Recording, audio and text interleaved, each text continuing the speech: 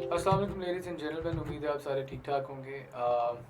Kyoto protocol के आमिट के अंदर रहते हुए आखिरी जो गुफ्तगू है उसका आगाज़ करते हैं, और वो गुफ्तगू है इस चीज़ का तयन करने पर कि आया क्योटो प्रोटोकॉल एक सक्सेसफुल वेंचर था या एक ऐसा वेंचर था जिससे हमें सबक सीखने की ज़रूरत है, और एक फेलियर था वो।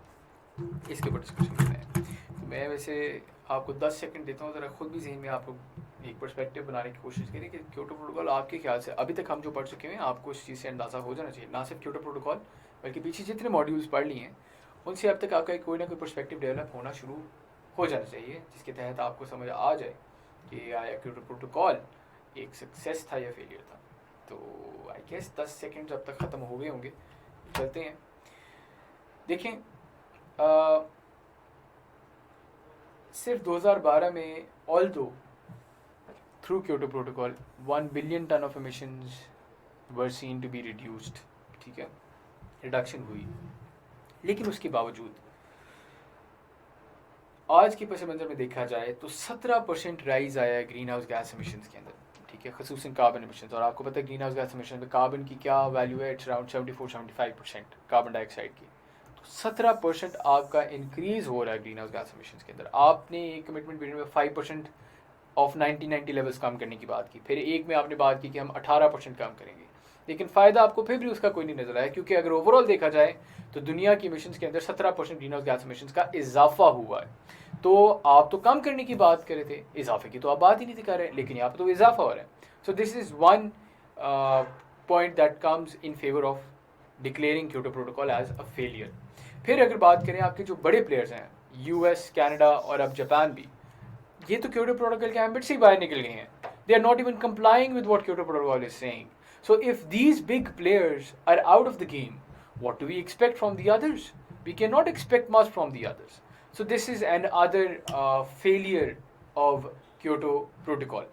चाइना और इंडिया को आपने डेवलपिंग नेशन जो है कंसिडर किए रखा अंटिल 2009, जो कि कोपेनहेगन अकॉर्ड भी कहा जाता है। चाइना और इंडिया इस वक्त जो है they are not really they have not done wonders when it comes to carbon emission reduction because they joined in 2009, और ये बड़ी देर हो गई थी इस चीज़ के ऊपर। आपका पहला कमिटमेंट पीरियड ख़त्म स्टार्ट हो गया हुआ था, ठीक है, उसके बाद जाके इन्होंने ज्वाइन किया।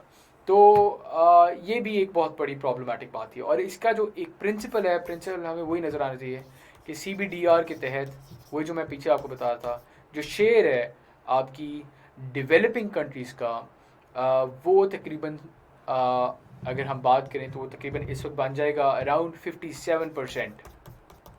और अगर बात करें हम डेवलप्ड कंट्रीज़ की, ठीक है, जो कि आपकी डेवलप हो चुकी हुई हैं, उनका इस वक्त शेयर 73 से it drop down to 43% when it comes to greenhouse gas emissions। आपकी ग्रीन हाउस गैस emissions अभी ज़्यादा आपकी डेवलपिंग कंट्रीज़ करिए, लेकिन CBDR इस चीज़ को इग्नोर करता है, ठीक है। तो ये एक बहुत बड़ी मसले वाली बात बन गई थी when it comes to Kyoto protocol.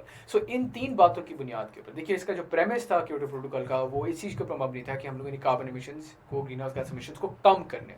तो पहली चीज़ के ऊपर तो इनका प्रेमिस ही गिर जाता है ना, जिसके ऊपर पूरा का पूरा क्योटो प्रोटोकॉल बिल्ड हुआ, that was the reduction of carbon emissions। वो गिर जाता है जब हम देखते हैं आजकल के पस मंजर में कि 17% ग्रीन हाउस गैस emissions में इजाफा हुआ है। दूसरी बात, आपकी कोशिश की कि कंसेंसस डेवलप करके पूरी दुनिया के अंदर एक ऐसा ट्रीटी एप्लीकेबल करें जो कि सारे इसको फॉलो करें। आपके बड़े प्लेयर्स यूएस, कनाडा, जापान, वो तो बाहर निकल गए हैं। क्यों? क्योंकि आपके पास कोई नॉन कंप्लायंस मेथडोलॉजी नहीं है, कोई आपका नॉन कंप्लायंस क्राइटेरिया नहीं है, ठीक है। एंड थर्डली, आपने CBDR के प्रिंसिपल को आपने देखा कि आपकी डेवलपिंग कंट्रीज काफ़ी ज़्यादा एक्सप्लॉइट किया, जिसकी वजह से भी आपकी एमिशंस के अंदर इजाफा आपको होता हुआ नजर आए। तो इन तीन बातों की बुनियाद के ऊपर ये कहना सेफ होगा कि आपका क्योटो प्रोटोकॉल एक फेलियर है, और इस फेलियर को समझते हुए ही आपने वे फॉरवर्ड के तौर पे ये बात कही कि हमें क्योटो प्रोटोकॉल से हटकर एक नए ग्लोबल प्रोटोकॉल की, एक नए ग्लोबल ट्रीटी की ज़रूरत है, जिसकी बुनियाद आपने पेरिस क्लाइमेट अकॉर्ड 2015 में रखी, और जिसको असूली तौर पे आपने 2020 के अंदर फाइनल कर लेना था, had it not been for corona. तो ये कोरोना वायरस ना होता तो 2020 में आज के इस साल तक, इस साल के एंड तक जो है आपका एक नया ट्रीटी जो है उसने डिवाइस हो जाना था। लेकिन अनफॉर्चुनेटली नहीं हुआ। क्योटो प्रोटोकॉल का जो सेकंड कमिटमेंट पीरियड है, as far as you guys should remember, वो 2020 में एंड होता है, वो 2012 से 2020 का है। तो इन तमाम बातों की बुनियाद पे मैं आप सबसे इजाज़त चाहूँगा और उम्मीद करूँगा कि क्योटो प्रोटोकॉल का जो पूरे का पूरा सीक्वेंस हमने पढ़ा वो आपको समझ आ गया होगा। नेक्स्ट वीडियो के अंदर हम पेरिस क्लाइमेट अकॉर्ड के ऊपर एक थोड़ा सा देखते हैं and then we'll move forward with the other module. Next video में इंशाल्लाह आपका ये वाला मॉड्यूल भी इख्तिताम हो जाएगा, उसके इख्तिताम पजीर हो जाएगा। बहुत बहुत शुक्रिया आपकी समाअत का।